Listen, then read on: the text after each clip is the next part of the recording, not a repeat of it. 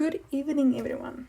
So, our very first video for this channel will be business sectors. So, whether you're grade 10, 11, or 12, and you don't understand business sectors, I'm here for you. So, our very first sector we are going to do is the primary sector. As you can see there, it says the first sector. This sector likes to extract, collect, or cultivate raw materials. And examples would be like fishing, mining, or farming. If we fish, we then collect fish. Mining then gives us different minerals like coal or gold, and then farming gives us livestock. Our second sector is a secondary sector. Okay, second, we know it's then second line. They take the raw materials from the primary sector and then basically manufacture them into semi-finished products. They convert into new products like manufacturing. I wrote there wheat to bread. I'm going to show you the picture now. Then that is basically where they take something from the primary sector and then do something with it to sell. Then our third sector is the tertiary sector. They provide services to businesses or consumers. They transport, distribute, or sell goods. Okay. A tertiary sector example can also be a taxi driver because they are transport, and then distributors can also be like a courier guy. They distribute the products that was sold to the consumers. Now, these three sectors are basically linked. Without the primary sector, the secondary sector and the tertiary sector will fall apart. Without the secondary sector, the primary sector, no one will then get the products from the primary sector. So, excuse my drawings here. I'm not an artist, I'm a teacher. So, the wheat is from a farmer. It then gets collected or cultivated or basically taken from the primary sector. Then it gets sent to the secondary sector, where in a factory or manufacturing. So they take the wheat and then they produce bread. And then that bread gets taken to Pick n Pay, where you and I then buy bread from a Pick n Pay or any retail store. Okay. Then we get two different sectors. We get a formal sector and we get an informal sector. A formal sector has regular, weekly, or monthly earnings. They have specific hours. You get different sizes in the business. You get micro, small, medium, or large businesses. And examples would be like mining, manufacturing, or retail. Two very good examples I can give you will be like teachers or teaching. Teachers work specific hours.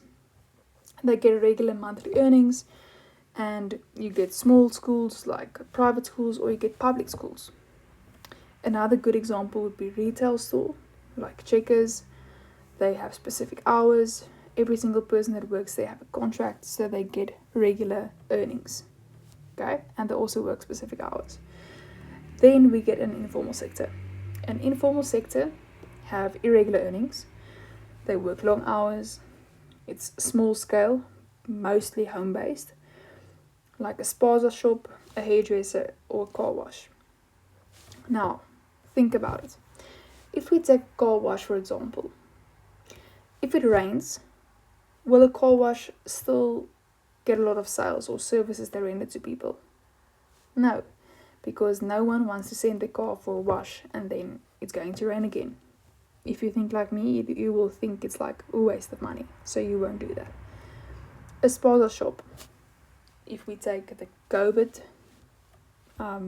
if it was COVID or when the time when it was COVID, a lot of people couldn't really come out of the houses. Okay?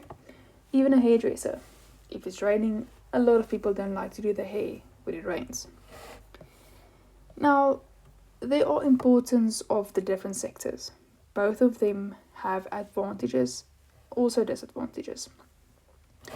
The first thing I would say that is important of a formal sector is, I'm going to highlight the very important parts that I think you need to know. So it is included in our GDP figures of the country, meaning it contributes to the economy's money. the businesses have to pay tax on their profits. Okay? And then every single person that works in this sector have to pay personal income tax. You need to understand the difference between tax and personal income tax. Tax on profits is basically if Checkers sell a lot of their stock or their products, they obviously sell it at a profit. So they make money, they take for themselves. They have to pay tax on the profit they make. Personal income tax is when you have a salary, a certain percentage then goes to the government to establish roads or the basic services you and I need. In the formal sector, they also provide employment. If you gain skills, you can then start your own business. And then there's a large variety to satisfy consumers. Okay? Then our last one, the importance of informal sectors. It is important to have informal sectors because it establishes entrepreneurship or self-employment. If you don't have any job, you can investigate the need of your community and then start your own business. It has employment opportunities, so it battles against poverty, so there will always be something your community needs. Then you can also gain work experience. If you gain enough experience, then you can apply for a job in the formal sector. Then you can have more regular earnings and you will have specific working hours. Another thing is supplement income. Let's say, for example, I'm a teacher at a school and I feel that my salary isn't sufficient for me, or there's something wrong, or I just struggle with my salary, for example. It's not the truth, it's just an example. And I need to do something to generate more income to be able to survive. Then I can start my own hairdressing salon, or I can start my own nail tech company, not a company, but a small business, something to help me generate more income. Okay, this is what an informal sector basically helps for. And a very good thing is, it is easy to enter. You do not need to have a specific degree to actually enter a formal sector. In the formal sector, you most of the time, not all the time, you need to have a degree maybe, or you need to have some experience to actually get into this sector. In the informal sector, you don't necessarily need a degree. If I see there are learners struggling with, let's say for example, transport, and I have a license to drive, I can start my own transport company and then take them to school or wherever they need to be. That is, again, you need to investigate the need of your community, and then you can start your own business. So yeah, I really hope these notes helped you.